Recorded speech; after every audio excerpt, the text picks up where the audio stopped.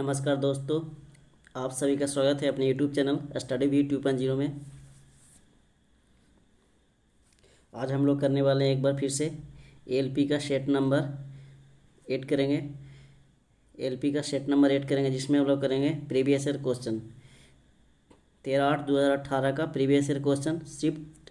इसमें सेकंड देखने को मिलेंगे। इसमें क्या होगा, शिफ्ट सेकंड 13/8/2018 का। और हम लोग इसमें करेंगे जीके और जीएस का क्वेश्चन करेंगे।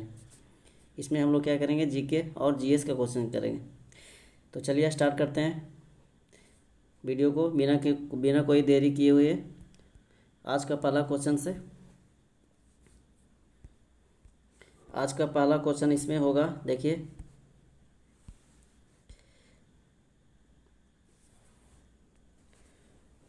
बोला जा रहा है पौधों में डैश हार्मोन के संचार के कारण वे प्रकाश की ओर झुक जाते हैं।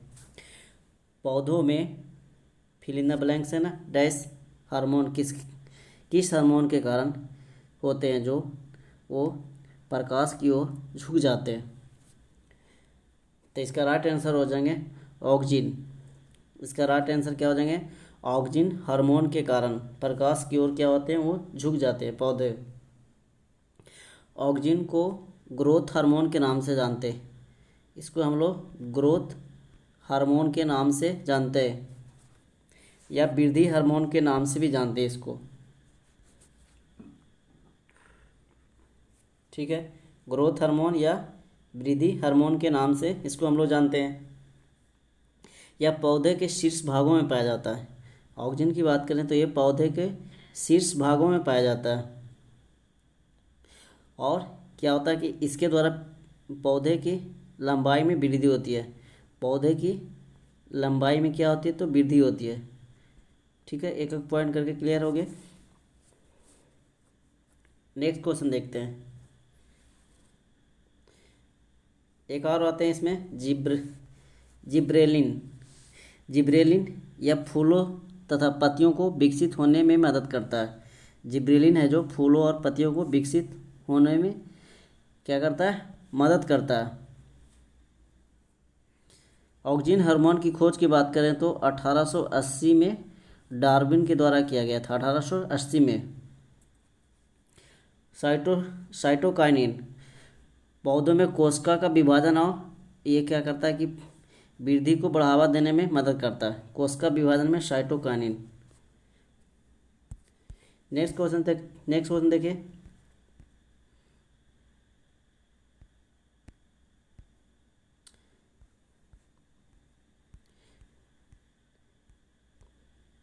बोला जा रहा आंध्र प्रदेश के दक्षिण भाग में स्थित कोलोरू झील। आंध्र प्रदेश के दक्षिण भाग में स्थित है जो कोलेरू झील है, जो दो नदियों के डेल्टा पर स्थित है। या दो नदियों कौन सी है? कोलोरू झील में दो नदी के नाम पूछा जा रहा है। तो इसमें हो जाएंगे गोदावरी और कृष्ण नदी। इसका राइट आंसर की बात करते हैं तो गोदावरी और कृष्णा नदियों के बीच के डेल्टा पर स्थित है कोलेरू झील। गोदावरी नदी महाराष्ट्र में नासिक के पास त्रिभुवनेश्वर से निकलता है। गोदावरी नदी की बात करें तो ये कहाँ से निकलती है, त्रिभुवनेश्वर, महाराष्ट्र के त्रिभुवनेश्वर से निकलती है। कृष्णा नदी के उद्गम स्थल की बात करते तो कृष्णा नदी का उद्गम स्थल ये महाराष्ट्र के महाबलेश्वर के पास है। ये महाबलेश्वर, ठीक है, ये महाबलेश्वर के पास से निकलती है कृष्णा नदी। आंध्र प्रदेश की बात करते तो आंध्र प्रदेश में हैदराबाद किस नदी के किनारे है, तो ये मूसी नदी के किनारे है ना। आंध्र प्रदेश मूसी नदी के किनारे है। उसके बाद एक आते हैं कावेरी नदी। कावेरी नदी का उद्गम स्थल कर्नाटक में पश्चिमी घाट की ब्रह्मगिरी पहाड़ी से। अगर कावेरी नदी का उद्गम स्थल पूछा जाए तो ब्रह्मगिरी पहाड़ी से निकलती है। ठीक है,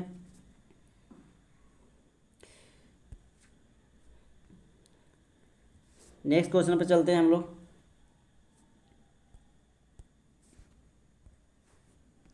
धार्मिक सुधार के क्षेत्र में उनकी सबसे बड़ी उपलब्धि ब्रह्म सभा और ब्राह्मण समाज की स्थापना स्थापना थी। वह कौन कौन है, किसके द्वारा किया गया था?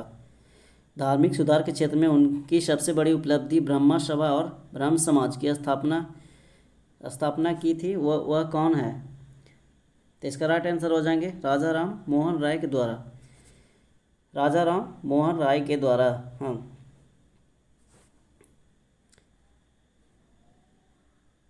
पहले इनका नाम क्या था? राम मोहन राय। राजा राम मोहन का नाम क्या था? राम मोहन राय। बाद में इसको राजा की उपाधि किसके द्वारा दिया गया? तो अकबर के द्वारा, अकबर द्वितीय के द्वारा दिया गया था। ब्राह्मण समाज की स्थापना की बात करते तो क्या हो जाएगा? 1828 ईस्वी में। 1828 ईस्वी में हुआ था। राजा राम मोहन राय की जन्म हुआ था 1772 ईस्वी में, बंगाल के एक ब्राह्मण परिवार में हुआ था। ठीक है। और ये राजा राम मोहन राय ने क्या किया था कि विलियम बेंटिक की सहायता से ही सती प्रथा का क्या किया था? अंत किया था। उन्होंने बाल विवाह, महिलाओं को अशिक्षा, विधवाओं की अपमानजनक स्थिति का क्या किया? विरोध किया तथा महिलाओं के लिए विरासत तथा संपत्ति के अधिकार की भी मांग की थी। इसलिए इन्हें क्या कहा जाता है? आधुनिक भारत का जनक राजा राम मोहन राय को कहा जाता है ना। उसके बाद आते हैं स्वामी विवेकानंद जी का। स्वामी विवेकानंद ने रामकृष्ण मठ एवं रामकृष्ण मिशन की स्थापना की। रामकृष्ण मठ और रामकृष्ण मिशन की स्थापना किसके द्वारा? तो स्वामी विवेकानंद जी के द्वारा किया गया था। स्वामी विवेकानंद जी के द्वारा किया गया था। ठीक है। अगला क्वेश्चन चलते हैं। अगला क्वेश्चन क्या बोला जा रहा है देख लेते हैं। निम्नलिखित जानवरों में कौन सा सरीसृप वर्ग से संबंधित नहीं है? निम्नलिखित जानवरों में कौन सा है जो सरीसृप वर्ग से संबंधित नहीं है? तो इसका राइट आंसर हो जाएगा मेढक। मेढक है जो सरीसृप वर्ग से संबंधित नहीं है। सरीसृप वर्ग किसको बोलते हैं? सबसे पहले देखिए, तो सरीसृप वर्ग वो होते हैं जो रेंगने वाले होते हैं, रेंग कर चलते हैं। क्या होते हैं? जो रेंग कर चलते हैं, उसको हम लोग सरीसृप वर्ग में रखते हैं। जैसे मगरमच्छ हो गया, सांप हो गया, कछुआ हो गया, ये सारे क्या है कि रेंग कर चलते हैं। इस वर्ग के प्राणी जो होते हैं जलरोधी, इसके शरीर पर क्या होते हैं? जलरोधी सल्क होते हैं। जलरोधी सल्क पाए जाते हैं, है ना, त्वचा। उसके बाद इस वर्ग के जो प्राणी होते हैं उसमें एक और बात है कि गर्दन घूमने में क्या होती है? अत्यधिक सक्षम होते हैं। और इसमें 3 चैम्बर पाए जाते हैं। इस वर्ग में, सरीसृप वर्ग में 3 चैम्बर पाए जाते हैं। ठीक है। अगला देखते हैं।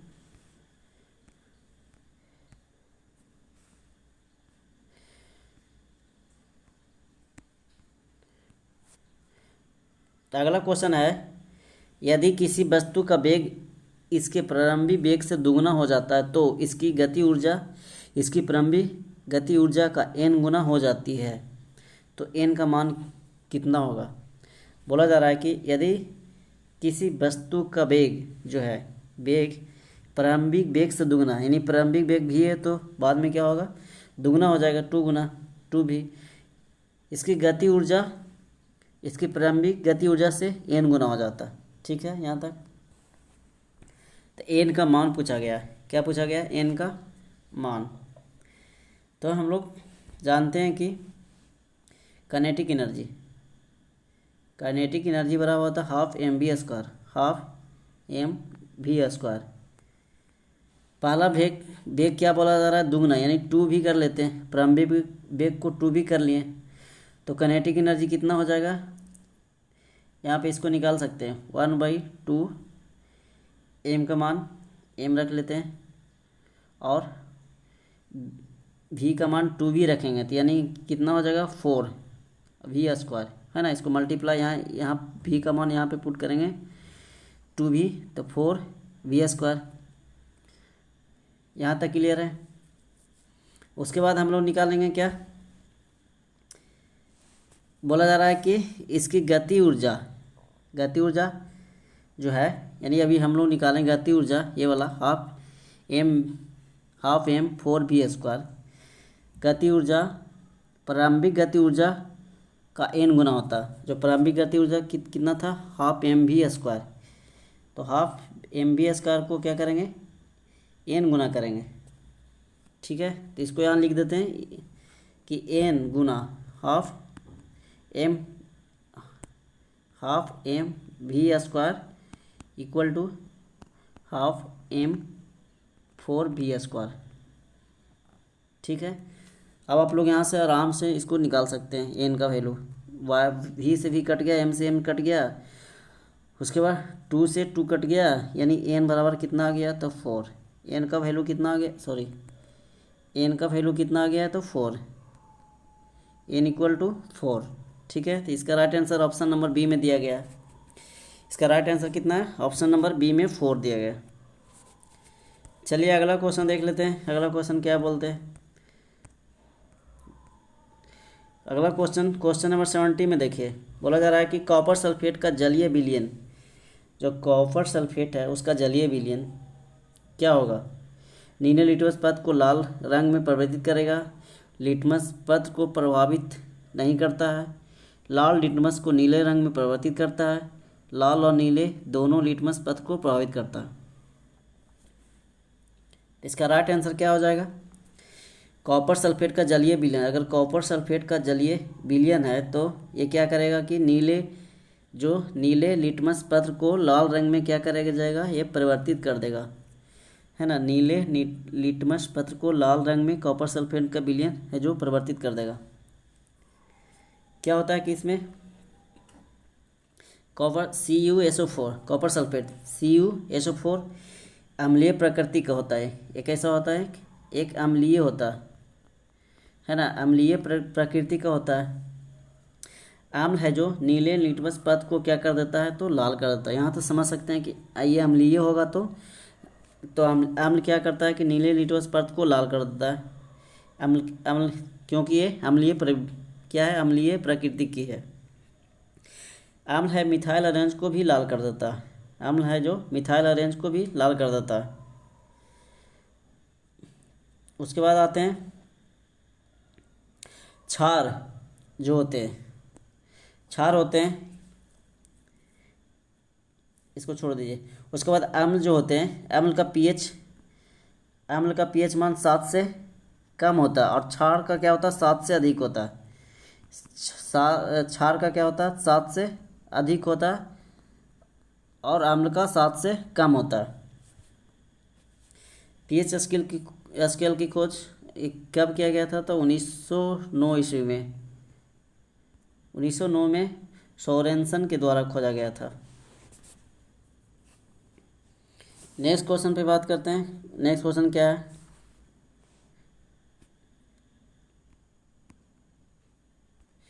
निम्नलिखित को एक उचित अनुक्रम में व्यवस्थित करें।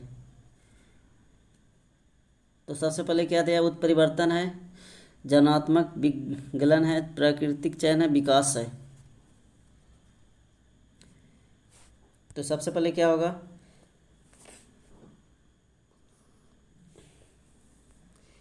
इसका राइट आंसर हो जाएंगे, पहले हो जाएंगे उत्परिवर्तन, फिर जनात्मक विगलन, उसके बाद प्राकृतिक चयन, फिर विकास होगा। यानी सीक्वेंस वाइज दिया गया है, सीरियल वाइज से, है ना। पहले उत्परिवर्तन, जनात्मक विगलन, प्राकृतिक चयन और विकास। उत्परिवर्तन एक जो है क्या है कि आनुवांशिक परिवर्तन है, क्योंकि ये इसमें क्या होता है कि पीढ़ी दर पीढ़ी उनका स्थानांतर होता रहता है। इसका सिद्धांत का परिवर्तन किसने दिया था, तो इसका हो जाएंगे ह्यूगो डी ब्रीज के द्वारा। किसके द्वारा, ह्यूगो डी ब्रीज के द्वारा। अगला पॉइंट है इसमें क्या है कि लैमार्क द्वारा पुस्तक जो लिखी गई थी उसका नाम था फिलोसफी जियोलॉजिक, इसी ने प्राकृतिक चयन का सिद्धांत डार्विन ने दिया था। प्राकृतिक चयन का सिद्धांत किसके द्वारा? डार्विन के द्वारा दिया गया था। इसके द्वारा पुस्तक डार्विन के द्वारा पुस्तक जो है वो उसका क्या नाम है? Origin of species by natural selection. Darwin के द्वारा जो पुस्तक लिखी गई है origin of species by natural selection, विकासवाद का सिद्धांत चार्ल्स डार्विन ने दिया था। इसका भी विकासवाद का सिद्धांत चार्ल्स डार्विन के द्वारा दिया गया था।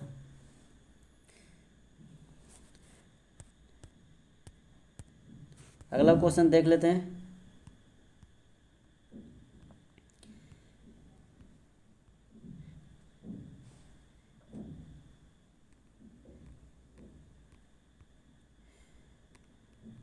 करेंट का क्वेश्चन है, इसको छोड़ दीजिए। उसके बाद आगे क्वेश्चन ये जी, फिर उसके बाद नेक्स्ट देख लेते हैं क्वेश्चन नंबर 26।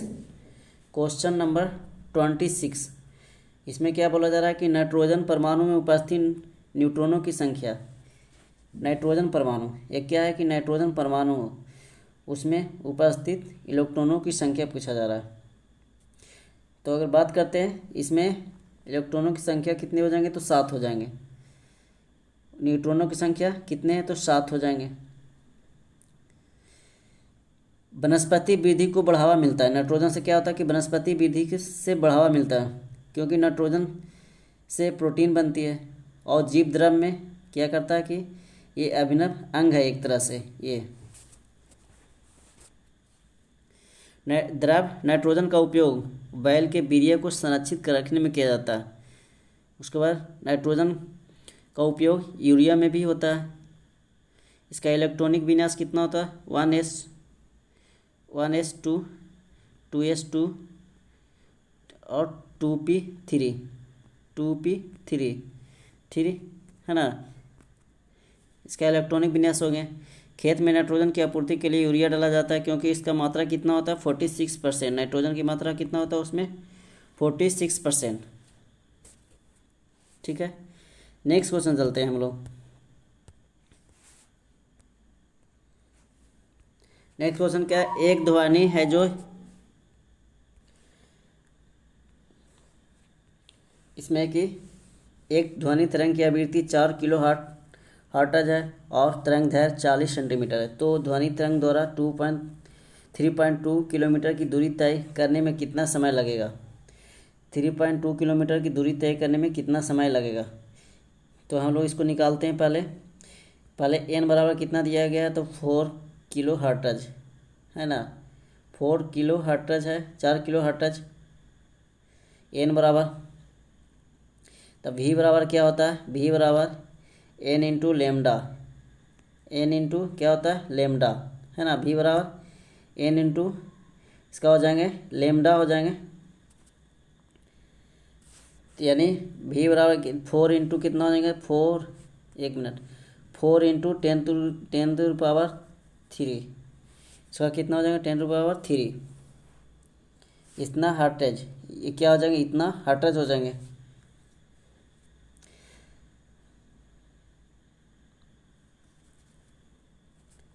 एक मिनट। v बराबर क्या होता है? n इंटू लेमडा है ना। v बराबर n इंटू लेमडा, इसलिए n बराबर v बराबर हो जाएगा 4 इंटू 10⁻14, क्योंकि क्या है 40 सेंटीमीटर है। उसके बाद इंटू 10⁻⁻2 इंटू कितना होगा? 10⁻3। यहाँ पे छोटा लिखा रहा है ना। क्या हो जाएंगे? 3। तो इसको टोटल को अगर इसको काटेंगे तो कितना आ जाएगा? इसको गुना करेंगे तो हो जाएंगे ये दोनों को 160 आ जाएगा। इस पे एक माइनस है एक प्लस है। 3 में 3 प्लस है 2 माइनस है, तो इसको घटाएंगे तो 1, यानी 10 पर पावर कितना आ जाएगा? 10 पर पावर प्लस 1, माइनस नहीं प्लस 1, 10 पर पावर प्लस 1। ठीक है यहाँ तक।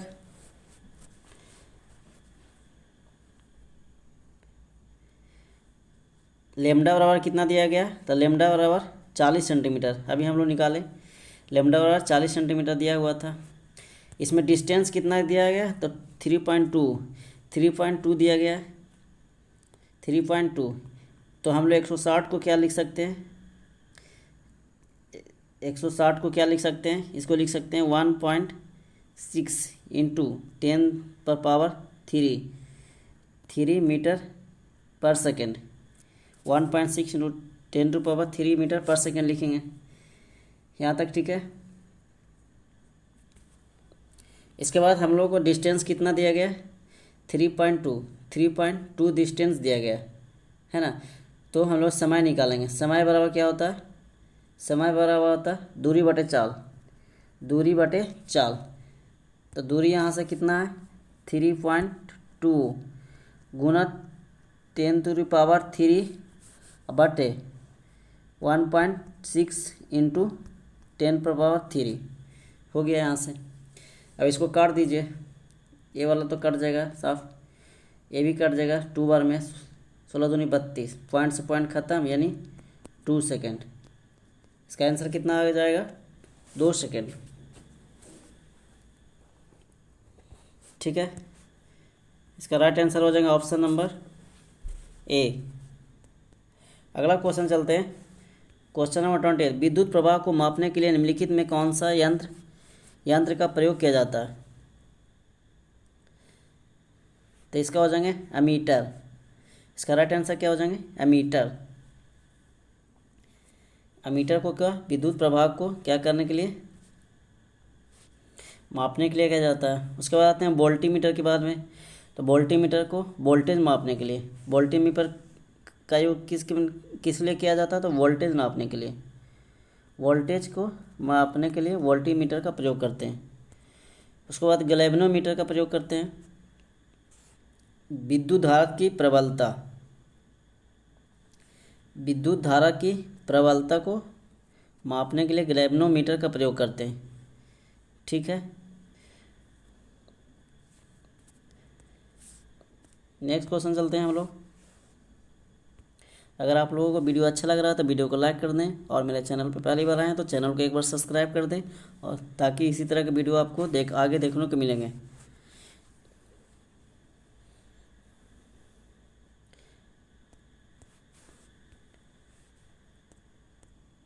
आधुनिक आवर्त सारणी में तत्वों को किस आधार पर व्यवस्थित किया गया। जो आधुनिक आवर्त सारणी है तत्वों को किस आधार पर व्यवस्थित किया गया। तो आधुनिक आवर्त सारणी में तत्वों को बोला जा रहा है कि किस आधार पे व्यवस्थित किया गया। तो इसका राइट आंसर क्या हो जाएंगे हम लोग परमाणु संख्या में वृद्धि के आधार पर। आधुनिक आवर्त सारणी है जो किस पे तो परमाणु संख्या में वृद्धि के आधार पर किया गया। आधुनिक आवर्त सारणी जो थे किसके द्वारा तो मोसले के द्वारा। आधुनिक आवर्त सारणी मोसले के द्वारा 1913 ईस्वी में क्या किया था तैयार किया गया था। ये ब्रिटिश वैज्ञानिक थे।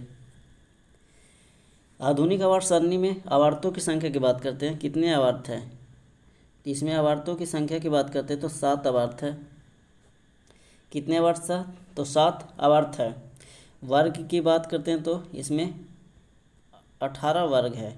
7 वर्ग और 18 वर्ग। इसमें क्या है कि आवर्त में बाएं से दाएं जाने पर आयतन में क्या होता है विभव का मान बढ़ जाता है। जैसे हम बाएं से क्या करेंगे दाएं की ओर जाएंगे तो आयतन का मान क्या होगा बढ़ जाएगा। अगर हम बाएं से दाएं जाने पर तत्व की रासायनिक प्रतिक्रिया की बात करते हैं तो वो घट जाती है। क्या होती है घट जाती है। 17वें ग्रुप में इसमें किसको रखा गया 17वें वर्ग में हाइड्रोजन समूह को तत्व रखा गया, और 18वें में निष्क्रिय गैस को 18वें में निष्क्रिय गैस को रखा गया। ठीक है, अगला क्वेश्चन देखते हैं। करेंट का क्वेश्चन है, इसको छोड़ दीजिए। अगला देखते हैं 31, किसी वस्तु के ऊंचाई से गिरने पर इसकी स्थिति ऊर्जा और गति ऊर्जा क्या होगा। अगर हम कोई वस्तु को हम ऊपर से गिरा रहे हैं तो इसकी स्थिति ऊर्जा क्या होगी और इसकी गति ऊर्जा क्या होगी। तो गति ऊर्जा क्या होता है, इसको होता है 12 mv²। गति ऊर्जा का फॉर्मूला क्या होता है 12 mv², है ना। गति ऊर्जा का फॉर्मूला क्या होता है, 12 mv²। स्थिति ऊर्जा बराबर क्या होता है, mgh। स्थिति ऊर्जा बराबर क्या होता है, mgh।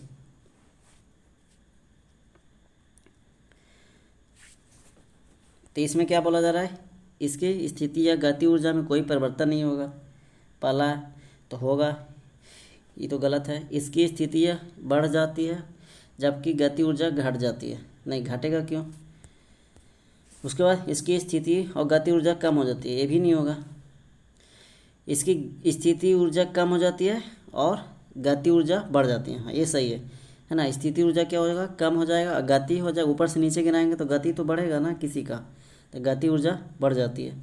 तो इसका राइट आंसर हो जाएगा option number D. Next question देख लेते हैं। बोला जा रहा है कि तत्वों की परमाणु संख्या दिया गया है, F9, P फास्फोरस का 15, क्लोरीन का 17, आर्गन का 18 और, है ना। इसी तरह निम्न में से किन दो तत्वों का रासायनिक गुण समान होंगे। इसमें पूछा है कि किन दो तत्वों के रासायनिक गुण है जो समान होंगे। दो तत्वों के रासायनिक गुण के समान की बात करते हैं तो पहले बात करते हैं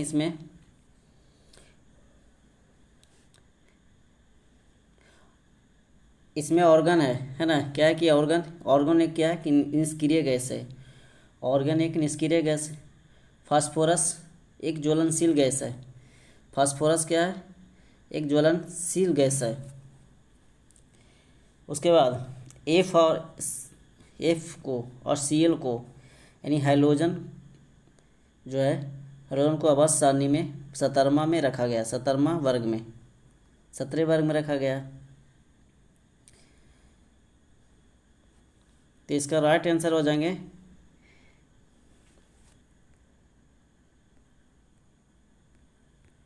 अगला क्वेश्चन देखते हैं।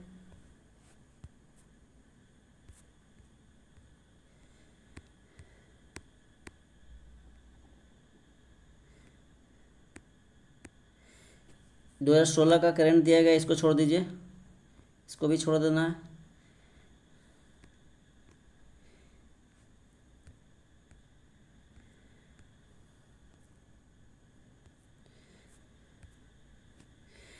क्वेश्चन नंबर 47, शुष्क लिटमस पेपर पर शुष्क HCl गैस की क्या क्रिया होती है। शुष्क लिटमस पेपर पर शुष्क HCl गैस की क्या क्रिया होती है। ठीक है, तो इसका राइट आंसर देख लेते हैं पहले। लाल लिटमस पेपर को नीले रंग में परिवर्तित करता है। नीला लिटमस पेपर को सफ़ेद रंग में परिवर्तित करता है। नीला या लाल लिटमस पेपर अपना रंग नहीं बदलता, या नीला लिटमस पेपर लाल में परिवर्तित हो जाता है। तो इसका राइट आंसर क्या हो जाएंगे, इसका राइट आंसर हो जाएंगे ऑप्शन नंबर सी, नीला या लाल लिटमस पेपर अपना रंग है जो नहीं बदलता। शुष्क लिटमस पेपर पर शुष्क HCl गैस की क्रिया होगा जो उसमें नीला या लाल है जो लिटमस पेपर अपना रंग नहीं बदलता। इसका राइट आंसर हो जाएंगे ऑप्शन नंबर सी। ठीक है, इसमें क्या होता है कि हाइड्रोक्लोरिक अम्ल जो होते हैं, हाइड्रोक्लोरिक अम्ल HCl है ना, HCl हाइड्रोक्लोरिक अम्ल, ये क्या करता है कि पेट में स्रावित होता है, ये पेट में स्रावित होता है। उसके बाद खाना पचाने में HCl का ही प्रयोग करते हैं, HCl का ही प्रयोग करते हैं। अम्ल का जलीय विलय लिटमस पद को क्या करता है, लाल करता है। क्या कर देता है, लिटमस पद को लाल कर देता है ना। उसके बाद हाइड्रोजन अम्ल एक क्या है, प्रमुख अकार्बनिक अम्ल के रूप में जानते हैं इसको। ठीक है, नेक्स्ट क्वेश्चन चलते हैं हम लोग। अब अगला क्वेश्चन क्या बोला जा रहा है कि जब एक बंदूक से गोली चलाई जाती है तो बंदूक पीछे की ओर धकेलती है। यह उदाहरण न्यूटन के कौन से नियम को दर्शाता है। तो न्यूटन के गति का नियम हो जाएगा तीसरा नियम। इसमें क्या होता है कि प्रत्येक प्रत्येक कार्य के विपरीत प्रतिक्रिया होता है इसका, है ना। प्रत्येक क्रिया के विपरीत क्रिया प्रतिक्रिया। और इसमें क्या होता है कि रॉकेट का आगे बढ़ना, ऊंचाई से कूदने पर चोट लगना, बंदूक फायर अभी हम लोग पढ़े। उसके बाद नाव खेने के लिए बांस से ज़मीन को दबाना। यह क्या है, न्यूटन के तीसरा नियम का उदाहरण है। न्यूटन का प्रथम नियम बोला जा रहा है जड़त्व का नियम है। न्यूटन का प्रथम नियम जड़त्व का नियम। दूसरा नियम बोल रहा है उसमें बल का परिभाषा बताता है। इसमें क्या होता है कि बल की परिभाषा बताता है।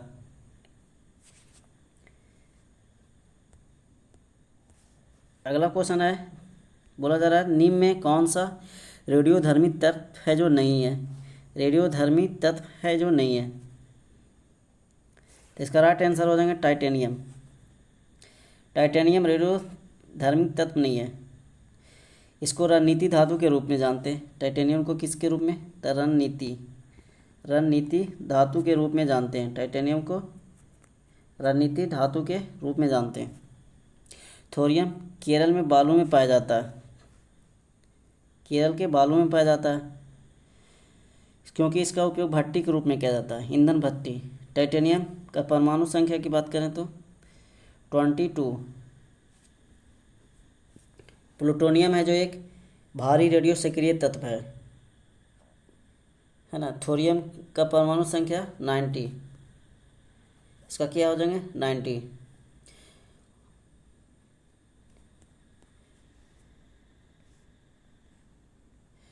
अगला देख लेते हैं क्वेश्चन।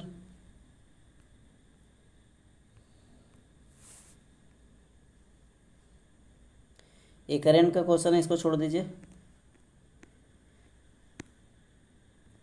बोला जा रहा है निम्नलिखित में कौन सी धातु सबसे अधिक अभिक्रियाशील है। सबसे अधिक अभिक्रियाशील, तो अभिक्रिया सबसे अधिक अभिक्रियाशील की बात करते हैं तो हो जाएंगे कैल्शियम। सबसे अधिक क्रियाशील है। सबसे अधिक अभिक्रियाशील धातु की बात करते हैं तो इसमें हो जाएंगे ऑप्शन के अनुसार कैल्शियम है, बाकी पोटेशियम हो जाएंगे, है ना। क्या हो जाएंगे पोटेशियम। तो सबसे ज़्यादा होता है पोटेशियम, लिख देते हैं सीरियल वाई पोटेशियम। उसके बाद सोडियम, फिर कैल्शियम, मैग्नीशियम, फिर अल्मुनियम, है ना। सीरियल वाई है, पहले calcium potassium, sodium, calcium, magnesium और अल्मुनियम। कैल्शियम है जो आवर्त सारणी के द्वितीय मुख्य समूह का धातु तत्व है और एक क्षारीय मृदा धातु है। इसकी खोज हैम्फ्री डेवी ने क्या किया था 1808 में। कैल्शियम की खोज 1808 में हैम्फ्री डेवी के द्वारा किया गया था। अगला क्वेश्चन चलते हैं हम लोग। 2018 का करंट है, इसको छोड़ देते हैं। उसके बाद आगे देख लेते हैं 59 युग्म संलयन को किसके रूप में परिभाषित किया गया है। युग्म संलयन को किसके रूप में परिभाषित किया गया है, तो इसका राइट आंसर हो जाएंगे अंडे के साथ शुक्राणु में एक का संकलन। अंडे के साथ शुक्राणु में एक का संकलन। युग्म के साथ क्या कि शुक्राणु में एक संलयन है। युग्मक जनक कोशिका जो होते हैं अर्धसूत्री विभाजन द्वारा होता है। युग्मक जनक कोशिका जो अर्धसूत्री विभाजन के द्वारा होता है। अंडाणु का निर्माण होता है जो किसके द्वारा, तो अंडाशय के द्वारा। अंडाशय के द्वारा वृषण और अंडाशयों में युग्मों के निर्माण की प्रक्रिया को युग्मक जनक कहते हैं। इसको वृषण और अंडाशयों में जो युग्मकों के निर्माण की प्रक्रिया होती है उसको हम लोग क्या बोलते हैं, युग्मक जनन बोलते हैं, है ना। युग्मक जनन बोलते हैं। स्पर्म एवं अंडाशय के मिलने से जाइगोट का निर्माण होता है। किसका निर्माण होता है, तो जाइगोट।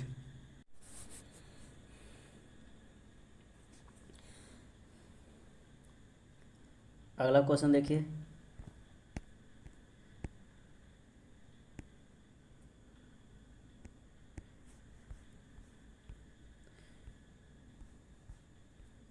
एक मिनट। अगला क्वेश्चन में क्या है, 68 में है कि निम्न में कौन सी धातु सबसे अधिक आघात वर्धनीय है। निम्न में है जो कौन सी धातु है जो सबसे अधिक है जो आघात वर्धनीय है। तो इसका राइट आंसर हो जाएंगे Ag, है ना। इसका राइट आंसर हो जाएंगे Ag। जो Ag है जो धातु सबसे अधिक आघात वर्धनीय है। सोडियम धातु को आसानी से हम लोग क्या कर सकते हैं, काट सकते हैं, क्योंकि ये मुलायम है। सोडियम धातु बेंजीन तथा ईथर में विलय होता है। ये बेंजीन और ईथर में क्या होता है, विलय होता है। Ag की चलकता, चांदी की चलकता क्या होती है, सबसे अधिक होती है ना। और ये अधिक तन्य भी है। क्या होती है, अधिक तन्य भी होती है। नेक्स्ट क्वेश्चन पे चलते हैं हम लोग। बोला निम्नलिखित में कौन सा कथन गलत है। निम्नलिखित में है जो कौन सा कथन गलत है। तो इसका राइट आंसर हो जाएंगे पदार्थों के कण स्थिर अवस्था में होते हैं। तो पदार्थों के कण स्थिर अवस्था में होते हैं, ये गलत हो जाएंगे। पदार्थों के कण स्थिर अवस्था में नहीं होंगे। पदार्थों के कण एक दूसरे को आकर्षित करते हैं, ठीक है।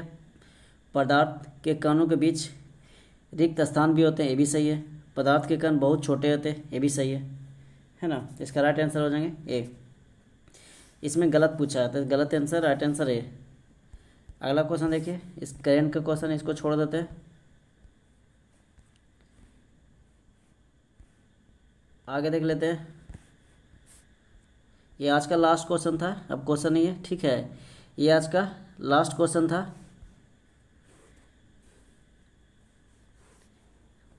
ये करंट का, इसको छोड़ देते हैं। ये आज का लास्ट क्वेश्चन था। अगर आप लोगों को वीडियो अच्छा लगा तो वीडियो को लाइक कर दें, और मेरे चैनल पे पहली बार आए हैं तो चैनल को सब्सक्राइब कर दें। और एक बार आप लोग कमेंट्स बॉक्स में ज़रूर बताइएगा कि वीडियो कैसा लगा है, ताकि आप लोगों के लिए आगे भी इसी तरह के वीडियो लेकर आएंगे।